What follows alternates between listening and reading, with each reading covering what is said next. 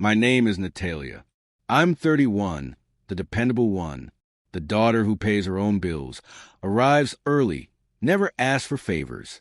My sister Vanessa is 26, still living at home, forever chasing her next big scheme.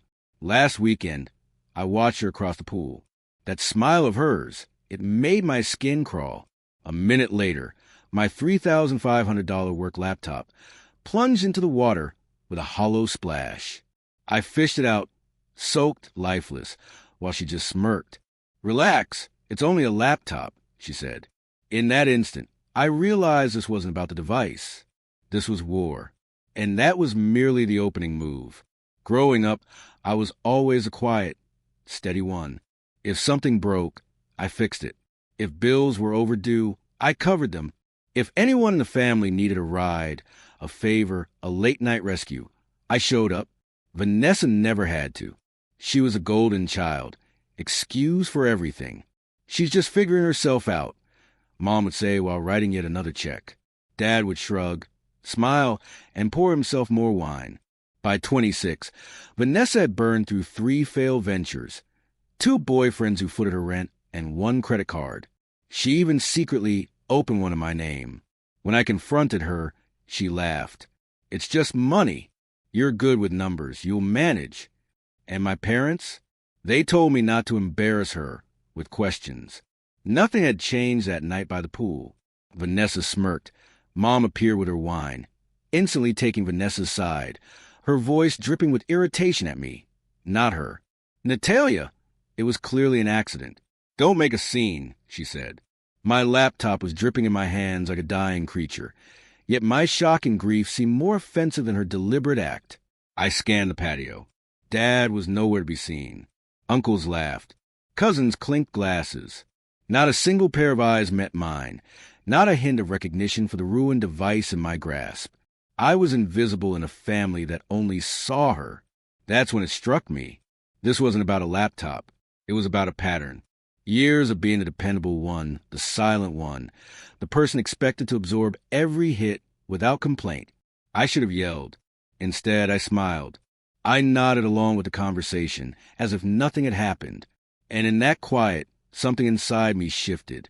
Colder than anger, heavier than rage. I carried that weight home, heavier than the waterlogged laptop in my bag. I sat on the counter and acknowledged one truth. If I didn't rewrite the script, no one else would. That night, I didn't yell. I didn't cry.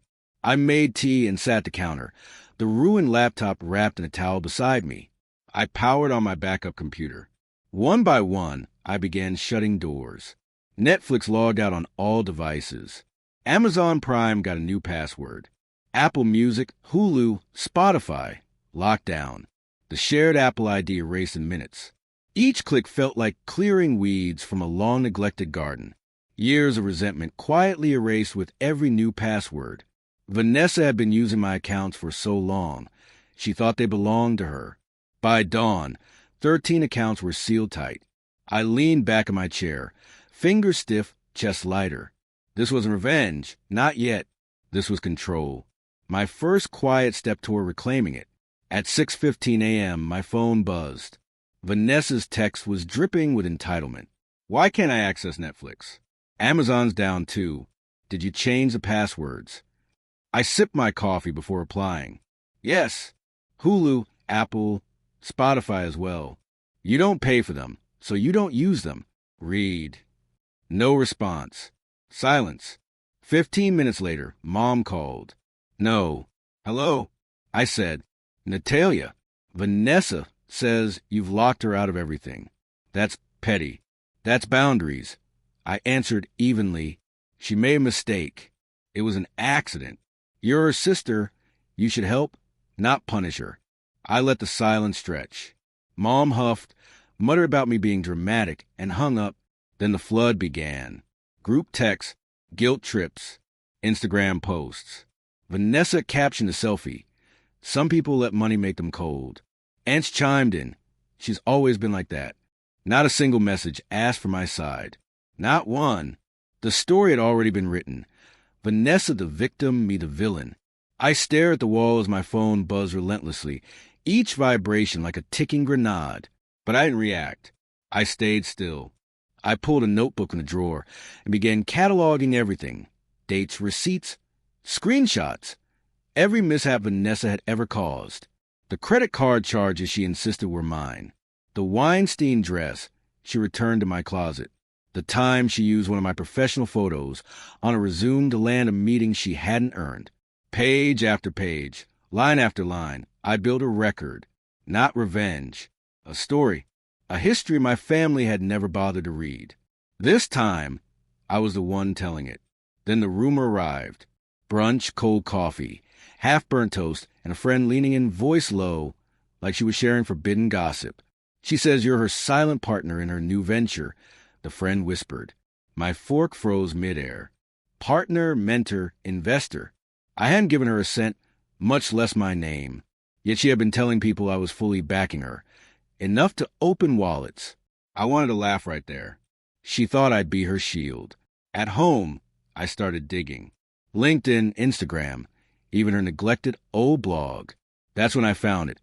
A blurry photo of her workspace, my old company logo glowing on her screen like a neon sign. Careless Vanessa, leaving a trail like she had a neon map pointing to her lies. I reached out to an old client, casually. If you ever hear my name tied to a company I'm not involved with, let me know. Within the hour, he replied, Funny you mentioned that. Attached was a pitch deck Vanessa had sent to an investor, and there was, bold as day, advisors, Natalyia, marketing consultant. My LinkedIn link right beneath it, like a forged signature. My stomach sank, then twisted. Rage surged, but beneath it, a strange satisfaction. She'd handed me the rope. I stared at the PDF, glowing on my screen. This wasn't just deception, it was identity theft. A weapon carved with my name. She left me proof, gift-wrapped, but I didn't act. Not yet. Timing in war is everything. I wanted more. An airtight case. No tears, no lies could undo it. So I collected even harder this time. Screenshots of her bragging, sis has my back. Emails from investors who believed I was involved. Messages where she confessed to destroy my laptop to teach me a lesson. Every piece went into binder. Within days, it was thick enough to snap shut with authority. It wasn't a diary anymore. It was a loaded weapon, every page a bullet. And Vanessa? She was standing directly in the line of fire. Then came the final confirmation, a call from Ma, via Mr. Carson, an old family friend. His firm had been approached by Vanessa. Seeing my name on the pitch deck, he double-checked with me. That was it. Proof stacked on proof. Fraud, motive, property damage, misrepresentation. Not rumors, not family gossip. Evidence strong enough for a courtroom, strong enough to crush her ambitions. I closed the binder, palm steady. For the first time, I wasn't defending myself. I was holding the unshakable truth, sharp enough to cut through every lie my family had ever believed. When I finally made my move, it was silent, the binder heavy in my hands. But the weight felt good. It wasn't guilt, it was power. Years of quiet endurance, distilled into proof no one could argue against. Step 1, precise strike. I reviewed the binder, bookmarked every section, then sent it to Ethan, my lawyer friend. Within moments, or maybe hours, a cease and desist letter was drafted. Cold, clinical, devastating. I didn't call. I didn't text. At first, there was outrage. You're ruining everything. I thought you wanted me to succeed. Then came the guilt. You're my sister. How could you do this to me? Finally, the threats. When I make it big, you'll regret this. But I didn't give her anything to leverage. Ethan had warned me. The fastest way to shake her was to remain silent. So I stayed quiet. Step 2, exposure. Every investor she had approached received the same binder I had meticulously prepared. No drama, no shouting, just a simple note. I am not involved in this venture, and do not endorse it in any way. By the end of the week, her business partner backed out. Friends who had hyped her up stopped, unfollowed, and tagged her out of posts. Even the aunts who had always rushed to defend her went silent. The ground beneath her feet shifted. Step 3, the family reveal. I printed a condensed version of the binder and mailed it to my parents with a single sticky note. Thought you should see the whole story. No reply needed. 2 days of silence passed. Then my aunt called, unable to resist. She whispered, as if the news was secret. Dad had gone through every page with Vanessa in the living room. He asked questions she couldn't answer. She tried her old script. It was an accident.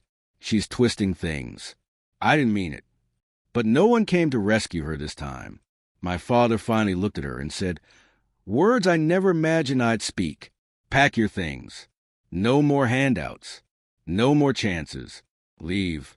My mother remained silent, lips pressed tight. The cycle had cracked. For the first time, Vanessa was alone, stripped of excuses. The binder lay open on the table like a mirror. She couldn't destroy it. The silence was deafening. Step 4, the quiet triumph. I shared a photo of my new workspace.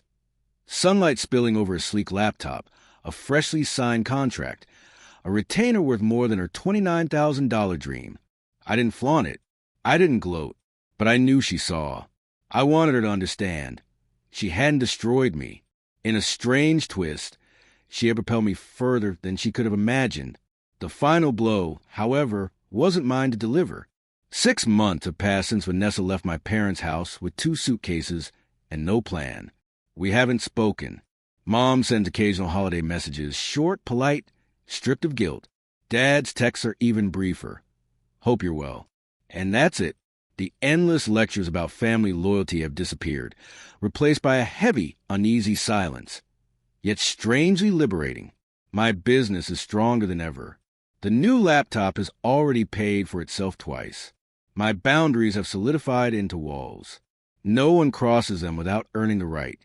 The binder remains on my shelf, not as a weapon, but as a reminder. I chose myself.